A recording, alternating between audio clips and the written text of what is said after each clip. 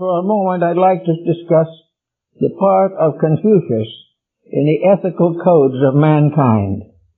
Confucius was a typical Chinese, living at a time when China was in difficulties, as always, and the rest of the world was in problem, as always.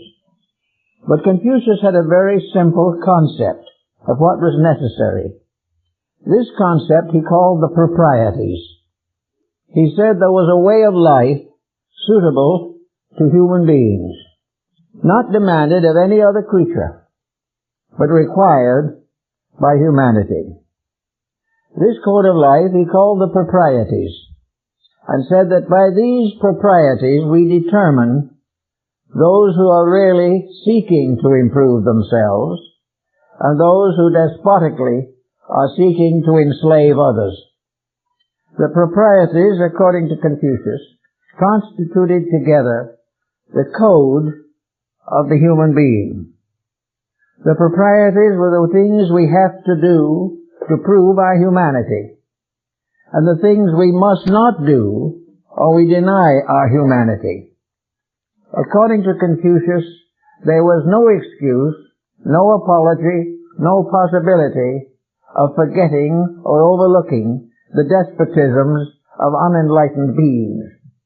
Much of humanity was given into the keeping of despots, and these despots, in the effort to advance their own purposes and their own ambitions, enslaved and deluded the humanity in general. By deluding, he meant that they imposed upon their peoples false codes of conduct, tried to bind them to a slavery to the ambition of a few, rather than releasing them for the enlightenment of the entire society of humanity. So Confucius said there are things that the intelligent, superior person cannot do without insulting himself, without disliking and feeling apologetic about his own conduct, without compromising his human state. The individual who lives below the humanity with which he is endowed lives below his own human existence. And if he becomes this way distorted or defaced, he then descends to a state less than the animal.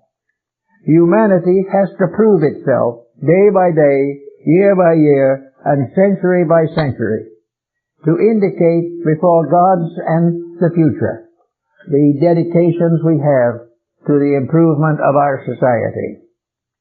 The Confucian proprieties were very basic. The one thing that we had to realize was that the superior person, this does not mean the intellectual. This is the person superior in the light of heaven, who stands before the gods of his faith as proudly announcing his own dedications. The superior person cannot and must not live below the level of his own superiority. The moment he does this, he proves conclusively his lack of this superiority, and therefore is no longer worthy of the respect of other people. The first of all of the proprieties is that the individual shall never, under any condition or any circumstance, lose control of himself. He must never allow any mood to move him from his basic integrities and his basic principles. He is not permitted anger or hate, extravagance, dissipation, or anything that defaces or degrades the divine principle within himself. He must live up to the God that dwells in him, or he cannot become a proper citizen. Therefore, in these old times, Confucius wept, for he found no prince ready to make him a counselor. So finally, disillusioned, he passed out of this life with the simple statement, "I have failed." Confucius did not fail, and after he was gone, many altars and temples were built to his memory, and his tablets of stone were carefully transcribed many times for the benefit of humanity. Confucius did not live in vain, but those who forgot his message lived in vain because of that imperfection. Now, on the other side of the world, we have what are called ethical codes. These ethical codes go back for a long time. Probably one of the first is the Code of Hammurabi, king of Babylonia. The Code of Hammurabi was one of the first efforts to create a system of integrities, of honor, and of rightness in the hearts and minds of a nation. Hammurabi was very particular on his thinking. He said that if a builder constructs a house, a home, or a palace, or a temple, and the materials are inferior, and that house shall fall, or be no longer useful, or require extensive repairs, under such condition the original builder is required and condemned, if not fulfilling his requirement, to rebuild that house free of charge and cost. For anything that is done badly, the doer must be punished. He must be required to mend everything that he breaks, correct everything that he perverts or misuses, and guard everything that constitutes his own integrity.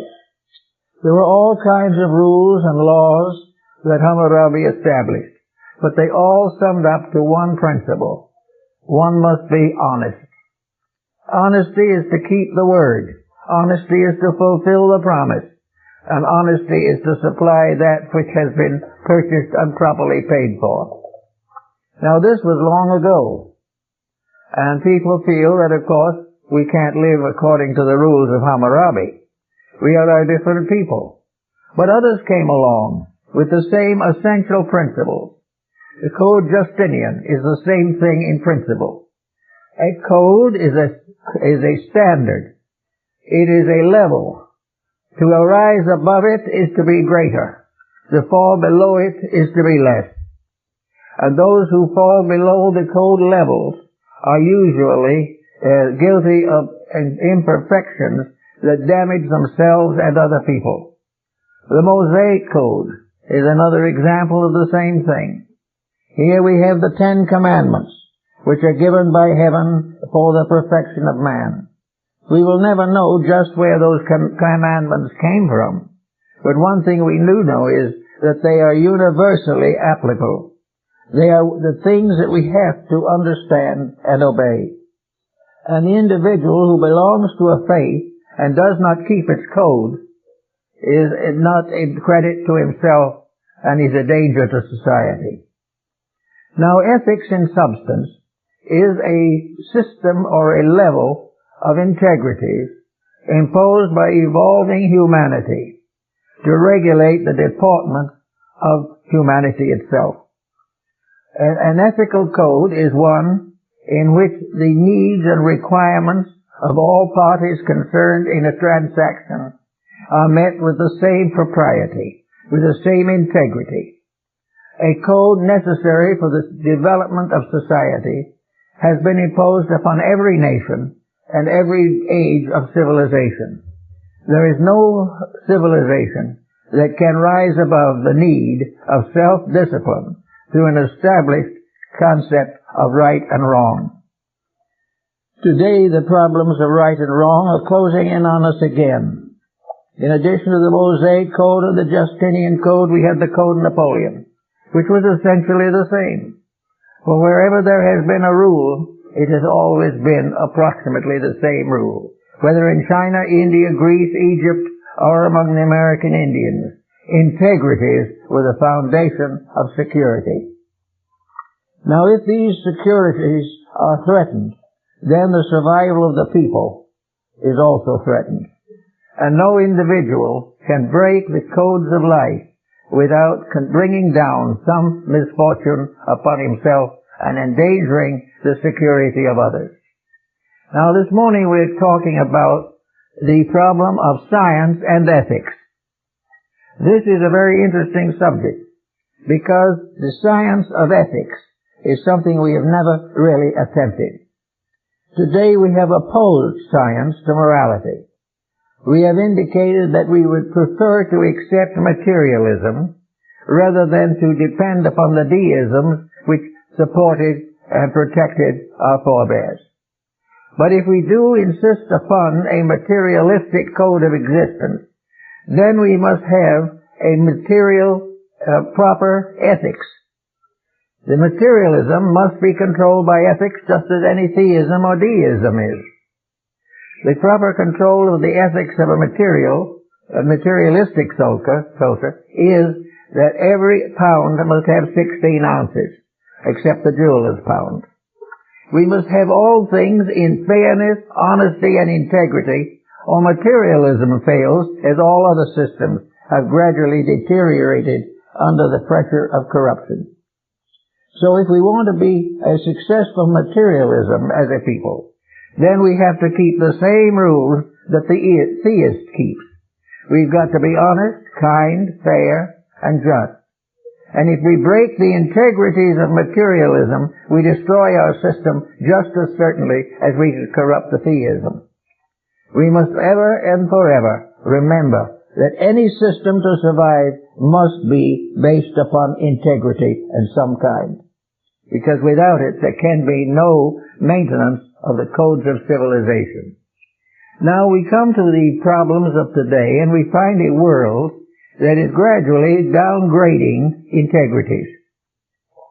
We find that everything is being sacrificed for the maintenance of a materialism which is barely endurable even now. We also realize that in this crisis that is arising in international affairs, we have no line of defense against the corrosion of abuse and misuse. Therefore, we have a right to check to see if there is some form of ethics that can help us. And in this morning especially, Easter morning, we come face to face with the great code of ethics that has been given to Western man. We are in the presence of the magnificent account of the death and resurrection of Jesus Christ. We are in the presence of the being whom we regard as the nearest to being a perfect example of humanity as can possibly be imagined. A being that forgave his enemies, who did good to those who despitefully used him, who gave us the Sermon on the Mount and the marvelous message of the Last Supper. Therefore, we are in the presence of a great principle of integrity. And yet, materialism does not recognize the integrity of these principles. Or if it does recognize them at all, it considers them unattainable by human beings in their present state of evolution. This is completely untrue. There is no reason in the world why a system of ethics cannot be justified scientifically. Now, science more or less rejects ethics on the grounds that it is moral and metaphysical or spiritual and not provable. Yet the fact of the matter is, the scientific proof of ethics is available, down to the last necessary study. And anyone who wishes to prove that religion is ethical and religion is scientific can do so if they wish to give the time and thought and understanding to the problem. How then shall we try to prove scientifically the reality of idealism? How shall we demonstrate beyond all doubt that we can prove scientifically that ethics is a reality? I think the answer is very much contained in the concepts of science as laid down to us by Lord Bacon. Lord Bacon pointed out definitely that one of the great ways of demonstrating the validity or integrity of a belief is through passing it to scientific experimentalism and scientific study. In other words, it is perfectly possible to analyze religion as you would analyze any other phase of life. Politics, any economics, the professions, all can be analyzed by the same basic method. And that method is to gain through the repeated application of experiments, the proof or disproof of a belief. If a belief is destroyed in the process of checking it, the belief is not true.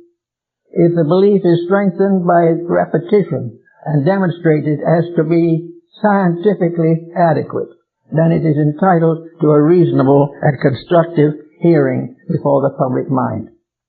Now, it is perfectly possible to prove to the scientific thinking of an educated person the absolute necessity of ethics. We have much evidence in this condition. First of all, let us assume for a moment that we are scientists and we want to approach it this way. The first thing we have to do is to look the field over rather carefully and see what we're doing. We are trying now to prove that idealism is a practical way of life, that the individual can develop the virtues without destroying his material existence, that he can build a better civilization with principles than without them. Now all this brings head-on in collision with materialism. But materialism itself is in a very sick condition at the moment. It has very little support from even its own believers. So we start in, we say, how do you prove something like ethics? Well, first of all, you would approach it as they might in a laboratory. You've got to examine it. You've got to study it. You've got to see how it works, what it causes, what its effects are, how it can be modified, what cannot be changed without destroying it, and make a complete study of the problem of integrity and what it means in the existence of a society. Now, there have been many things tested. We're testing the purity of water. We're testing the atmosphere. We're testing all kinds of chemicals for medical purposes. We are testing food. We are testing all types of equipment that might in one way or another affect our leisure or our business existence. We are now in the midst of a great study of computerization, which has become a tremendous fad, a fancy. It has wonderful potentials, but is already being abused.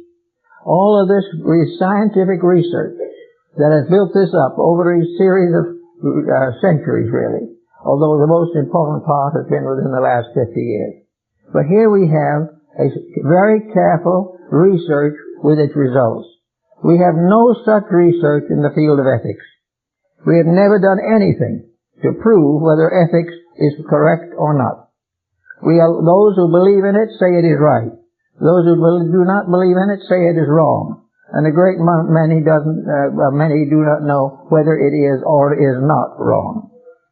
Lacking this certainty, we are not sure what our condition and position in society should be. What constitutes the type of human being who can live on this planet the full span of his life and leave the planet as good as it was when he came? We don't ask him to make it much better because that's a big question. But we want him not to destroy something that was here when he came. Therefore, we have to have some accurate judge, some accurate code, some basic system of checking and cross-checking in order to understand what the moral life of man should be. Well, we can start with one of the most simple statements of all, what it should not be. Well, it is pretty obvious to most people that it should not be what it is now. Instead of being an advancing people, we are on the verge of mental and emotional breakdown from fear, anxiety, and the loss of essential resources. Therefore, what we are doing now can scientifically be proved to be improper or non-profitable. We cannot possibly build any scientific research structure to prove that what we are doing is in harmony with natural law. We do not ask it to correspond to divine law, but we may suspect that when we get natural law where it belongs, divine law will be with it. We do not know how we could do certain things, but we know things we should not do, and we are doing them. We are doing the very things that are dangerous to our survival. A scientific research on some of these problems could be extended to a basic study of the essential principles involved. We have now reports coming into us that our entertainment is dangerous to our integrity. We have evidence coming in of our extravagance and of the detrimental effect of this upon our health. We are aware of the wasteful condition of our economic system, and we are in the desperate dilemma of our political structure. That with all these things wrong, I think a simple scientific statement could be worked up by 300 or 400 top scientists to sum up the one big answer: we're in trouble. It would be almost impossible for them to give any other answer. Well, trouble does not seem to be nature's principal interest. The universe is not concerned with the problem of trying to get everybody into trouble. The natural resources which we require for salvation and the perpetuation of our kind are threatened. Nature does not demand this. Nature does not demand crime, delinquency, demoralization, or the exhaustion of our available worldly resources. Nature demands only obedience to rules. And obedience to rules means obedience to ethics. Though you get to the point of obedience to rules, we come onto a scientific dilemma. The science does not wish to accept that there are rules above the ambitions of mortals. Science does not want to accept that there is an integrity in the universe. There is a consciousness, intelligence, a soul power, a divine principle somewhere out there. This is not scientifically provable, according to science. But there are ways in which it can be proven, to the satisfaction of even a scientist, if they will use the same methods that they use in establishing physical facts. The way they establish a physical fact is to see its consequences, to see what it does, how it works, what causes it, what comes out of it, and all these things, and repeat the experimentation until no doubt remains that they are basing everything upon a solid ground. So, can we prove at the present time that what we are doing has any foundation in any fact anywhere? And it would be certainly difficult for science to prove that we have any foundation upon which to build an ethical system. Now, ethics is a little different from religion, although they are closely related. Ethics has to do with both sacred and secular matters. Ethics has to do with keeping the Ten Commandments and paying your bills. Ethics has to do with how you live with your neighbor as well as how you live with God. Therefore, ethics has to do with a code or a structure of human relationships suitable to protect the security of natural resources and advance the final purpose of evolution. We must recognize this basic challenge to see what we're doing. Now, if science gets to work to find out what an ethical system is and what it can be, it has a series of research projects which could be developed over a long period of time. The first thing we might do is to prove scientifically what does not work. Now, we have plenty of evidence on that subject. We have evidence goes back at least 5,000 years, probably further. We find that almost all civilizations have made the same mistake. And as a result of that, these civilizations have fallen.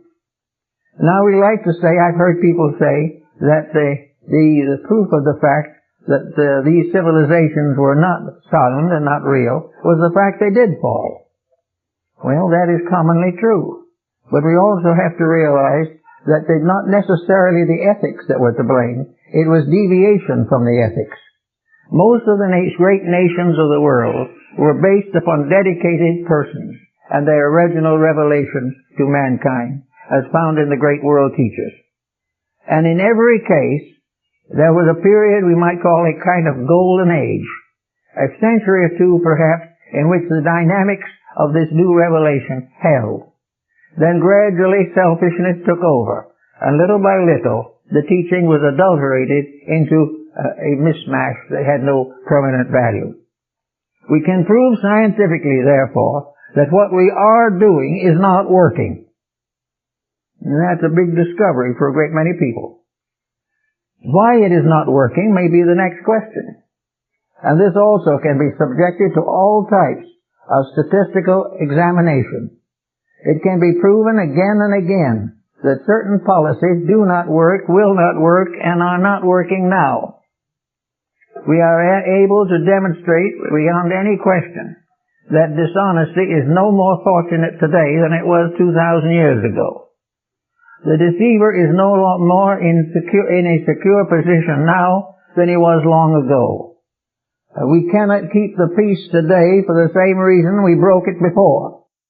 Everywhere we have a marvelous record of mistakes. We have a full and glowing account of everything we did wrong. And we watch as these wrongs gather up and finally destroy a civilization. So we say that civilizations were created by saints and buried by philosophers. We have to go into the circumstances of things and search for their causes. And any scientific survey of the world's history will prove conclusively that we are suffering today as we did 5,000 years ago by making the same mistakes now that we made then. And all the talking in the world will not change this fact. The only thing that can change the fact is to change the code upon which it is built. Now, the great ethical codes of the West in Melville are based upon a physical system of culture based upon an idealistic or mystical code of spiritual revelation. The simple way we're saying in this is that all great codes have a religious factor. It's not possible to bind the human being to virtue simply for the sake of being virtuous. He has to be virtuous because he believes something. He believes in virtue. He believes in integrity. He believes in the brotherhood of man and the fatherhood of a divine power. As long as these beliefs are firm, he will build a morality. But if these are compromised, his morality goes with it. So we see today a great field of compromise. It is not that we forbid religion, but we downgrade it. We permit it to go comparatively unrepresented in those very areas where it is most important. We ask people to be good, honest, and virtuous for no good reason, when the lack of these qualities results in an amassment of fortunes. We are being constantly torn between the poverty of virtue and the wealth of vice. This type of thing is not new. Croesus suffered from it. Alexander the Great, the Medicis had it. Hitler had it. And more will have it probably in the future.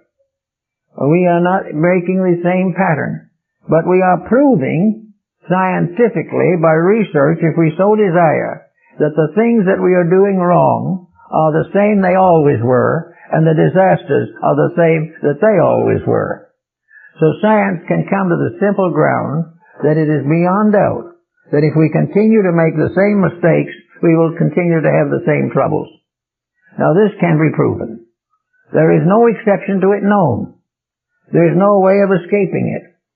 There is no way of affirming that that which was done well caused trouble. Nor is there any way of affirming successfully that that which is does badly produces immediate good. The only good that vice brings is repentance. We get to be sorrowful and suffer as a result of our actions. So an ethic can be built and can successfully be maintained on the basis that we all recognize that if we work from sound, constructive principles, we will have right results accordingly. If we depart from these principles, we are in trouble. And the more we depart, the deeper the troubles. So now we need someone, preferably science, which is very well equipped to do it, to present for us consideration a program proving conclusively what we should be doing, and adding to the moral influence of the preacher, the solid influence of the scientist. There is no possibility of a scientist examining the facts without recognizing the problem. But by overlooking the facts and bearing his attention upon the condition of polar bears in the subcontinent regions, we avoid all these problems. We bury them all in the possibility of perpetuating the hippopotami in Africa. We have all kinds of ways of exploring the Everglades. We do all kinds of things that will escape the major problem that we have in politics, professions, arts, crafts, sciences, religions. That the essential problem is get back to a foundation which can endure and eliminate as quickly as possible processes that have failed consistently, continuously, and without even one contradictory note for the last 5,000 years. We are just prolonging a condition that is not going to get any better. We are not going to be able to legislate a country into a state of peace as long as the individual citizen has no ethical convictions of his own. As long as profit is the prime motion in society, we're going to have a society riddled with loss. Now, the way of handling this is to look over and see how it has been handled, and see if we can decide something that might be reasonably valuable. In the golden age of Greece, we had a brief period of security and success, and probably the greatest exponent of this was Pythagoras of Samos. Pythagoras, who incidentally finally died a martyr to stupidity, was one of the great minds of all time. He found out from personal experience that it was not possible for him to change the course of history. Therefore, he decided to do what most of the teachers have tried to do, namely to create a miniature commonwealth by which the facts could be made known. He wanted to form a microcosm of the principles upon which a surviving world could be built. Therefore, he created an institution at Crotona, a Dorian colony in Italy, in which he and his disciples lived together in harmony and equity. This is the Crotona Institute, included both men and women who lived together, raised their families, but lived under the principle of integrity, that they no longer were suffering from personal profit. The Pythagorean Academy was made up of persons who owned nothing, therefore had gained nothing by corruption.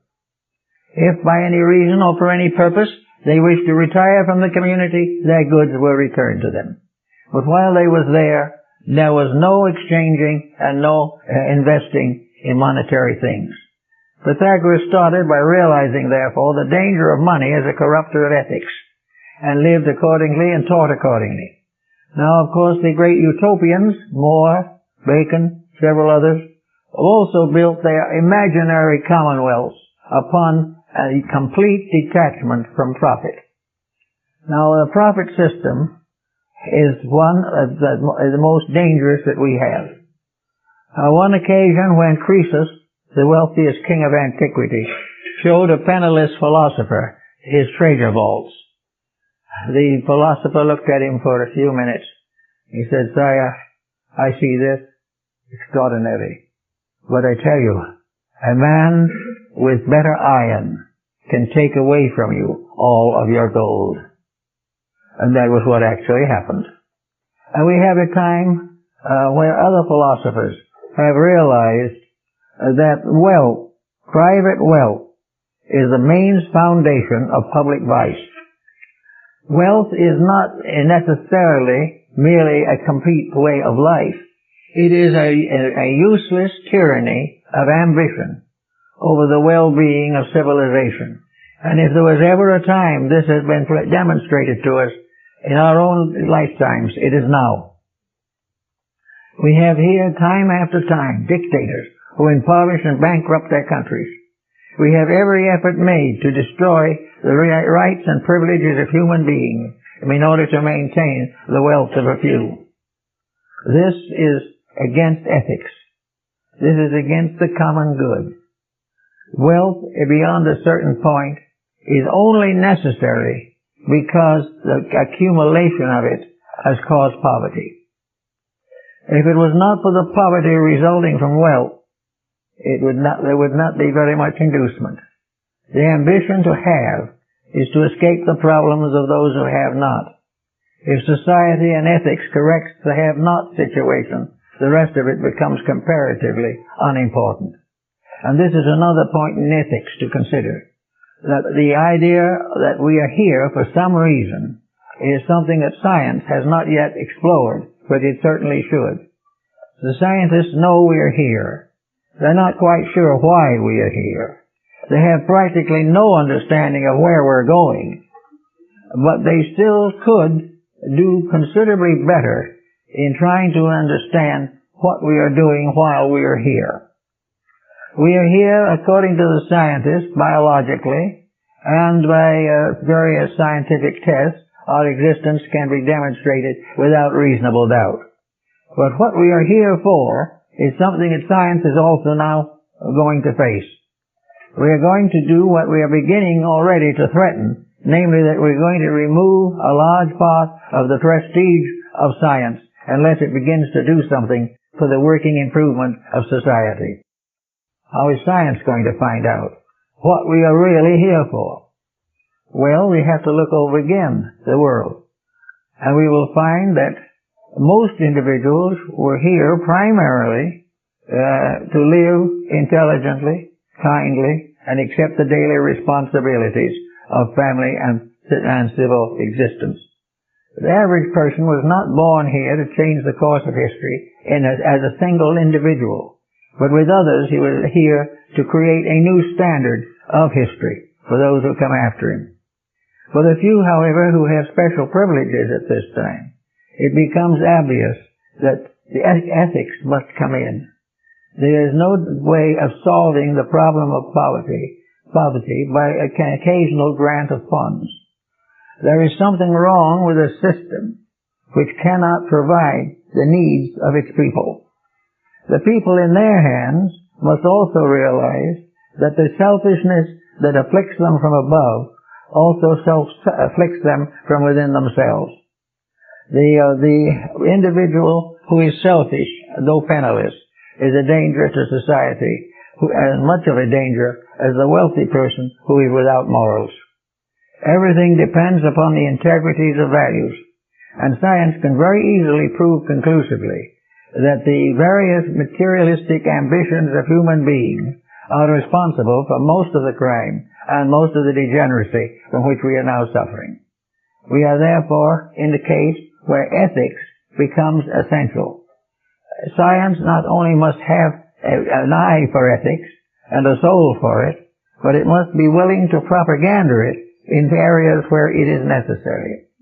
The close relation of science and education is a good example. What are we doing today in a major way in education to correct the mistakes which have burdened the search for knowledge since the beginning of history?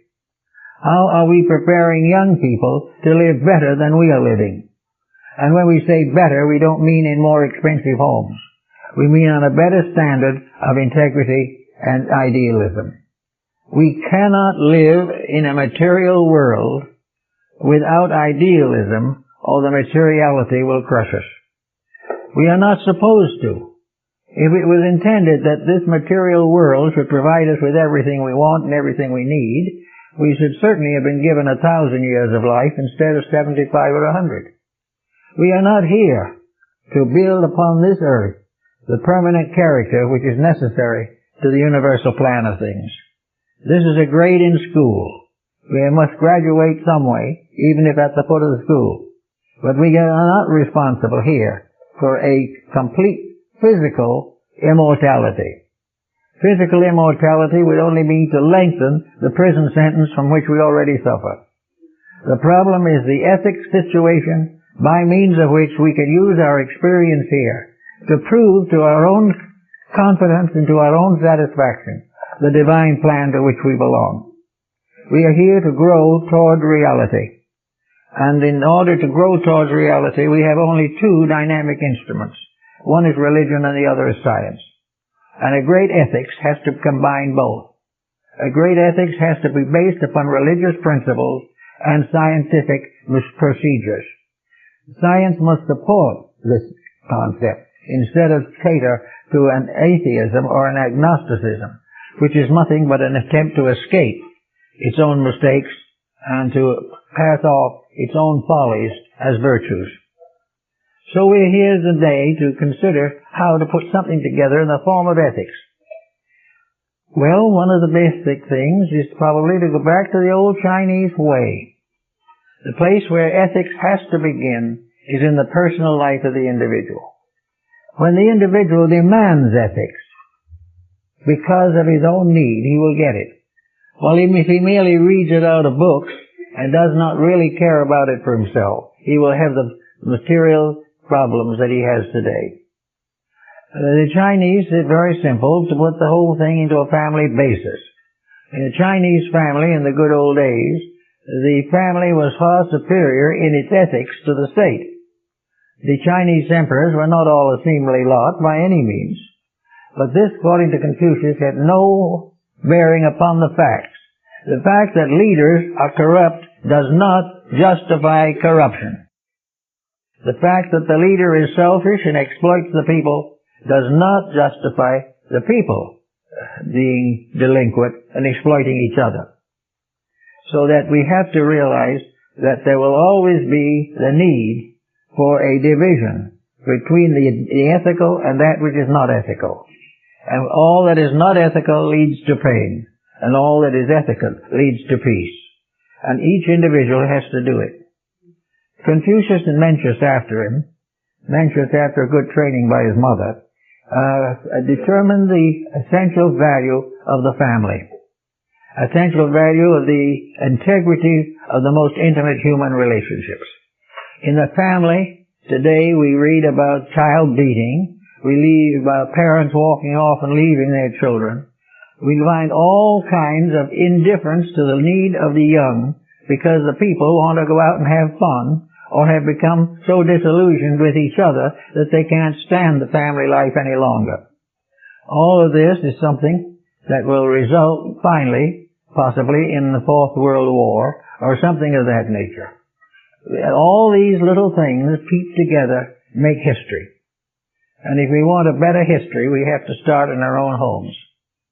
So we think what the Chinese did, what they believed. They believed that the parents were the natural guardians and proprietors of the young, and that it was their responsibility to before heaven and the earth to see that their children received all necessary moral instruction, received all assistance needed to bring them to maturity with dignity and dedication. That each child should grow up respecting parents, venerating the gods, and working together with others for the good of humanity. Now with this we would have very little cause for argument, but nobody seems to have thought of this as a scientific statement. They have thought of it as something that was merely an ideal. But if you could take 1 million homes, test them under laboratory conditions, and impose upon them these rules, you would soon realize that you are dealing with a scientific fact.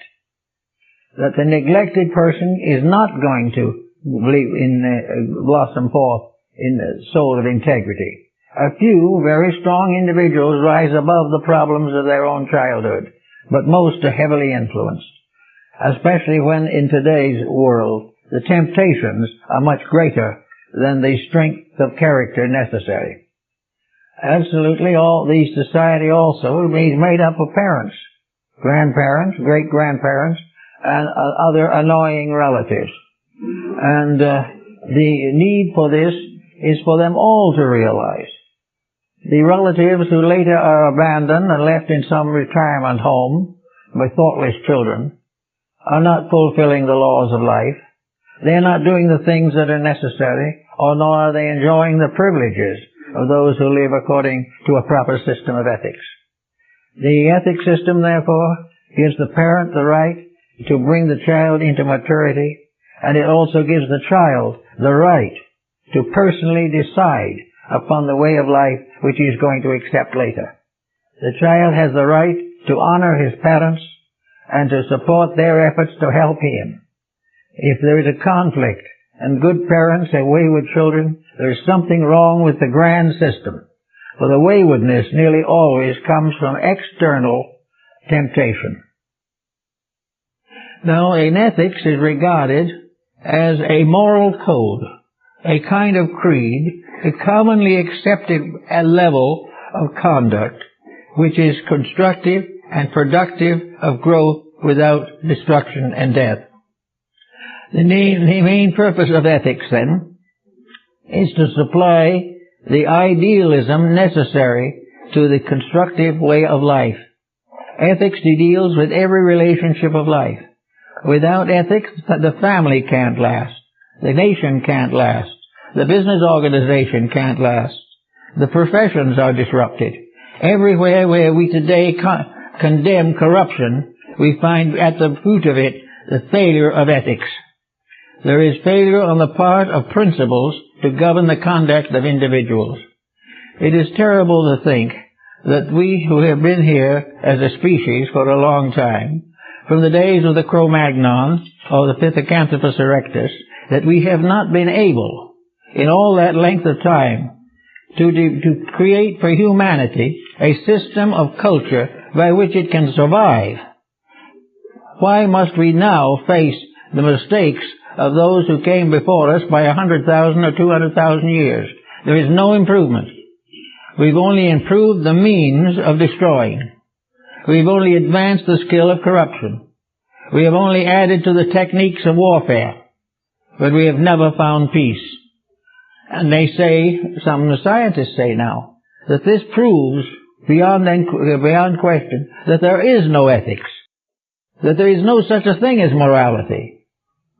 Well, this is a rather hollow statement for the simple fact that you can't judge a thing you've never done. You can't pass judgment on a way of life you have never permitted to exist. And if scientists were as busy working with these moral problems as they are in developing atomic and nuclear weaponry, we might be nearer to the way of salvation. We do need desperately to realize that the survival of the human being is now the great scientific problem. That science cannot solve it without religion. And religion and science working together can produce a philosophy of life that will bring us through to the next century. But why is it necessary for us to go through all of this when we have histories, we have records, we have fairly accurate accounts of the mistakes that we have made in the past, and these are identical with the mistakes we are making now? We haven't even gained enough to make a new and unusual mistake. We have bigger ones, but they're the same ones. We used to use a flat stone or a stick to hit a man we didn't like. Now we throw an atomic bomb at him, but the principle is the same. We have never got over the competitiveness. In religion, we have never gotten over sectarian intolerance. We have never in society gotten through the barrier that has been raised by classes and races.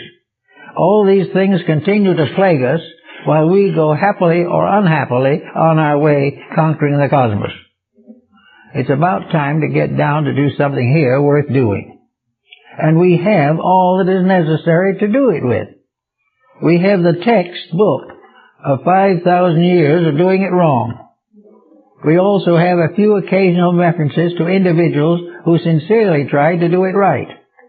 And we see that in spite of all of the mistakes that have occurred, that the great names that we worship, regard, recognize, and respect are the ones who had the great ethics, and not the ones who had the big laboratories. Most of the morals of mankind were established before we had a laboratory, before we had a school. They were established the territorial rights of animals. Everywhere there are laws governing conduct. Man feels that he has now reached the point where he can break these laws with impunity. This is his big mistake. And for this mistake he is paying a terrible price. But looking over the situation, we see how easy it is to build a strong, irrefutable statement of what it could be and how we can get to some of the things that we need. We need the leadership of the two great institutions that we have at this time. The average individual does not feel capable of overturning a system that has preyed upon him, exploited him, and terrorized him for thousands of years. Therefore, he is needing desperately the cooperation of science and the cooperation of religion. And in order to have this cooperation, they must cooperate with each other. There is no such a thing as a science that does not have its foundation in some spiritual mystery, which is unsolvable by mechanical or physical means. And there is no such a thing as a religion that does not need the scientific strength of morality and ethics. These things are part of a great pattern, but these two, science and religion, are the two great working forces, and the combining of them through a series of very astute and carefully prepared doctrines, teachings, and examples may be considered to be the great philosophy of life for those living in our present world. We have to find an answer, not just to curb a bomb or to pass a law that you can't use one that's more than 10 times as strong as it is now. We cannot do it by passing laws against various tariffs, penalizing classes, or trying to get rid of dictators who rise as rapidly as they can fall down. We have got to get back to principles in a world concept of what is necessary. And what is necessary is the recognition that the great text that we all must use is the text of experience. What the world has been through tells us what the world has done and what the world must do to get over it. It is no longer a case of someone rising up with a new idea. New ideas are very rare, because most of what we call new are ones that were aborted early in their existence by selfishness. There are somewhere records of everything we need, and much of it is available in the simple history of nations. We find in various histories, various accounts, and even in the old family encyclopedia, plenty of evidence to prove the absolute necessity of idealism as a way of life. That this idealism also represents the faith in something greater than us, and also by idealism, the faith that we can be greater than we are. That we can be greater in the true sense of the word. That we can come near to that which is necessary for the restoration of society. When we come to these realizations, we will be in a much safer condition than we are now. And science can do it. Anyone that can invent a computer can invent a use for it that it does more than simply to take the place of the bookkeeping.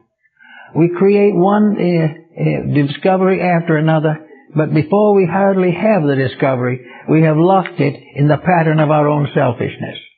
Whatever we devise must be exploited, must be patented, the patents must be assailed, and there must be lawsuits, and in the end, these discoveries will be used to further the very difficulties they were intended to relieve.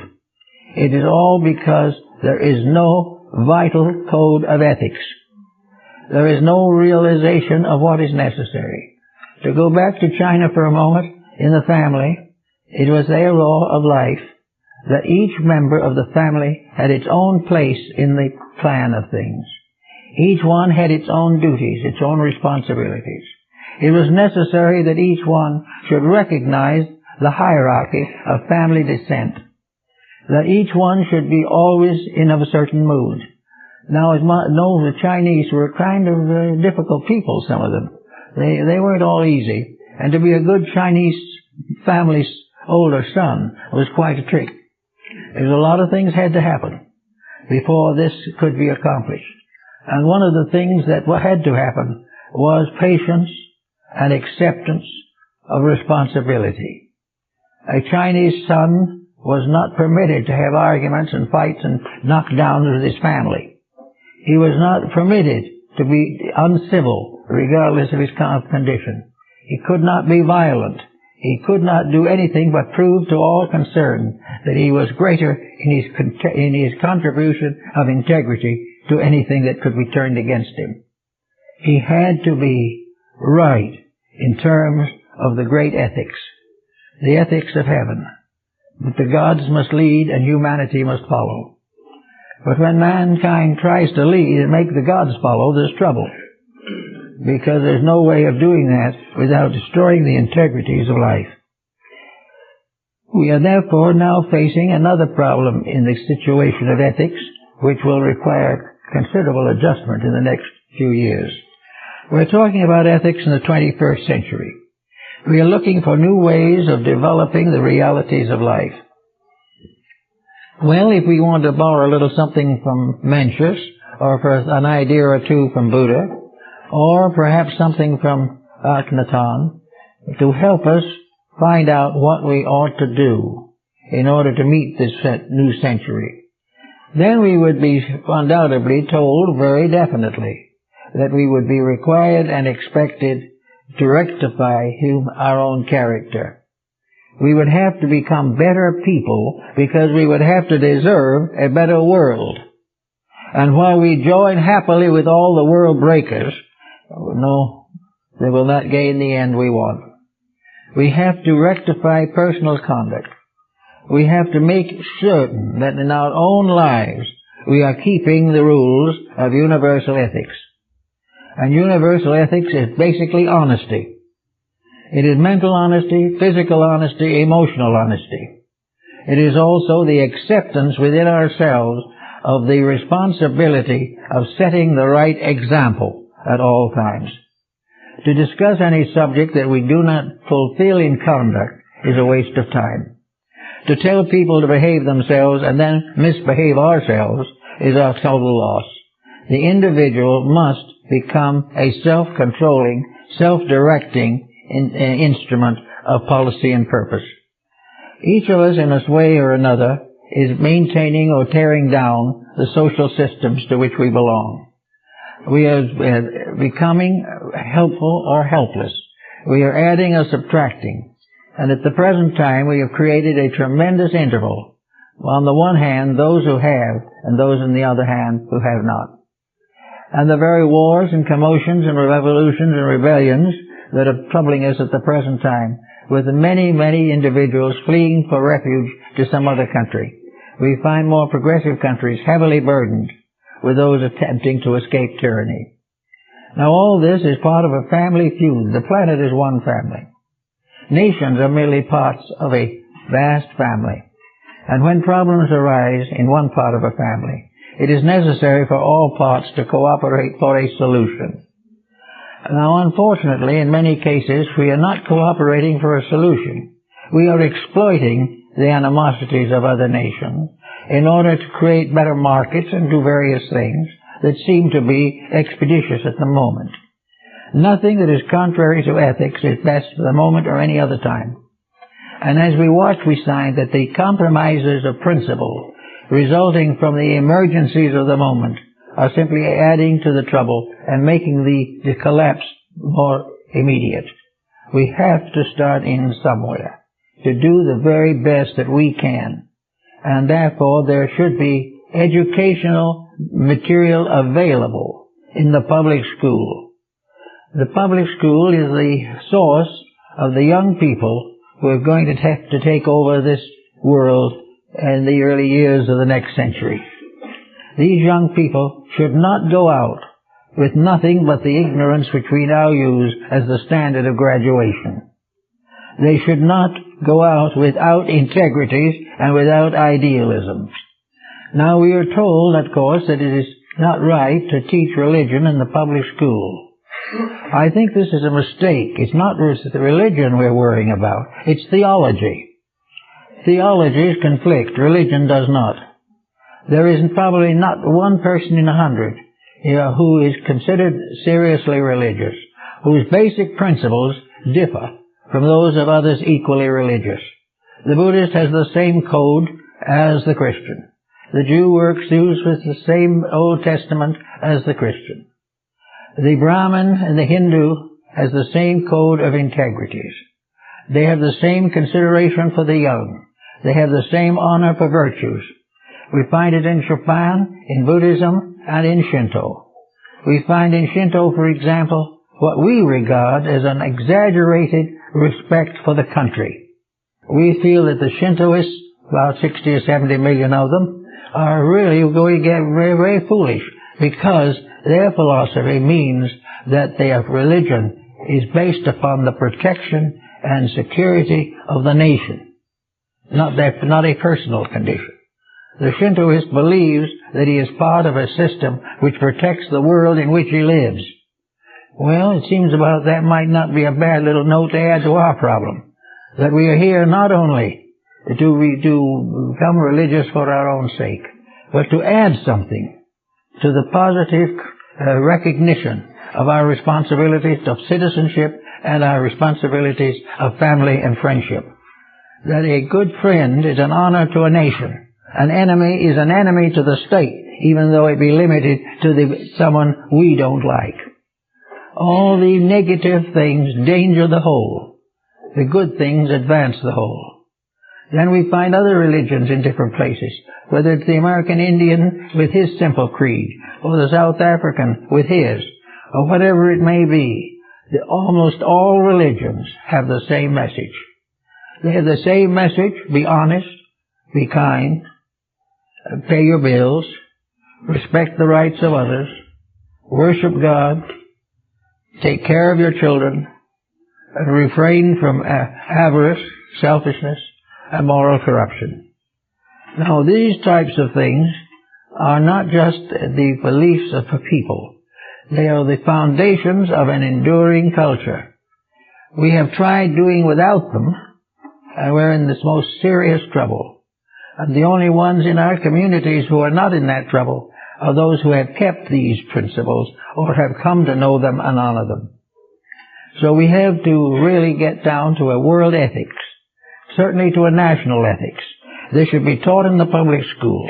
It should apply to the election of officials to government. It should be taken by all of the professions, the law profession, the medical profession, all the great systems of specialized learning that we have should be bound together by one tremendous moral truth, ethics, namely that no one in any of those professions shall abuse power, shall abuse wealth, shall overcharge for his services, or participate in any corruption or compromise of the ideals of peace and brotherhood. These facts can be proven. And we can prove that these things do work. And of course in Christianity, which we are especially honoring today, we realize how definitely a dedication of a handful of dedicated and devout persons has resulted in the largest religion the world has ever known. A religion which has now become an amazing mass of sects and creeds. The point now is to bring them together, to say that ethics means that we shall honor all who seek the same truths that we seek, desire to accomplish the same ends that we desire, and have realizing conclusively that the morality of the Sermon on the Mount is not a reality or a problem for a single creed, but is essential to devotion to all the religions of mankind. We can get over creedalism if we go beyond theology and enter into the principles of nature. Ethics coming through science could prove to us that the Ten Commandments are correct scientifically, biologically, historically, politically, and culturally. These are all principles which have proven and stood the test of ages. They are continuing to lead us in the way that we should go if we will obey them. But if we do not obey them, then we have no ethics. We have no ethics where exploitation comes in. We have no ethics where principles are compromised. And no ethics where nations cannot arbitrate their differences. And that we should live now, 5,000 years after the rise of nations, without having a better answer and a better solution, proves conclusively that learning as we know it has not been aimed at solution. Learning has become an instrument of exploitation. It has become a way of getting rich and not a way of getting good. Today we graduate the physician so that he goes into a highly expensive profession. What he really needs is to restate in his own consciousness the Hippocratic oath that he is a servant of the God of health, not the God of wealth. This point is the same in all professions. Ethics, therefore, is honesty. It is nothing more or less than doing what we know to be right in the first place, and gradually learning to overcome the tendency in ourselves to yield to temptations. If we keep as we are, there will be no medicine, because we cannot maintain it. when he cannot maintain a system in which exploitation becomes so general that no one can afford to live in it. This means revolution. Then we start all over again, fighting it out, slugging it out, and keep on going until humanity wakes to the simple fact that we are here to learn something, and the longer we take to learn it, the more we're going to suffer. And it's getting to the point now where the suffering is beginning to pinch more people. It's beginning to be available as an incentive to change things. We are now having a great revival of recognition of religious value. We've managed gradually to recognize that there is an ethic that is not man-made, but must be man-administered. We are not creating the ethics. The world is manifesting them. But they are just as real as the sunshine and the moon. They are something that was there forever and will be forever, because none of the machinery of existence can work without them. We have, therefore, about time to wake up to the fact that if we love our country, if we love our children, love our families, and look for the common good, that it is time for us to begin to practice the ethics which is based upon the experience of ages. The ethics that has come to us because it was necessary. We were intended in the beginning to be kind to each other. When kindness failed, we lost ground. And with the failure of kindness, corruption gets stronger. When the failing of tolerance, intolerance increases. With the failure of the love of brotherhood, war increases. The failures of values result in the rise of corruptions. They are all based upon failing to nurture and protect the better things that are within ourselves. So the time has come very definitely to think about it. And we might ask some of our big scientists sometime to make a good graph of what it would be like if we could see the scientific development of integrity, the scientific value of ethics, and how we can prove beyond any reasonable doubt that we cannot achieve civilization without a principle or a code that justifies existence. We have over 150 nations now, most of them in trouble, nearly all of them struggling for existence against what seem to be insurmountable obstacles. 24 hours of world honesty would cure most of it. It would give it a little breather, and people would see what it was like if instead of fighting over their differences, they united over their common needs and responsibilities. We have built a competitive system in a world in which ethics alone can succeed. We cannot compete and survive. Cooperation and not competition is the life of trade. Everywhere, the more we give, the more we can have. Everywhere, the more we chisel, the less we will have. Everything can be scientifically proven. We can prove every ethics and every morality of importance in the history of the world, that these things were the truth and competition was a lie. That we are a materialistic civilization is an untruth. We are actually the visible manifestation of a divine program. We are here because of the integrities of a universal law much greater than ourselves.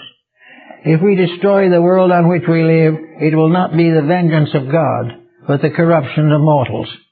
If we want to preserve this to a better way, then we must preserve it by our own integrities. We created the world because the deities found it necessary to give us this environment. We have continued in this world hoping and suffering and doubting because of our own abuses of something essentially good, proper, and generous in the beginning. We now must take the world that we have torn apart and put it together again. And if we haven't the courage and the wisdom and the insight to do this, we will not have a better generation to come. Ethics means the victory of kindness over cruelty, of love over hate, of good over evil, and of the immortal principles of faith over the mortal principles of corruption. We are a divine creation, and when we became the prodigal son, and wasted our provinces and properties and in riotous living. We destroyed the purpose for which we were created. This purpose must be revived and restored. We cannot do it unless learned professions join in helping us to make this possible. We got to give it a start. If we could get 10 years of it well established in our public school system, we would be much safer when we go into the next generation.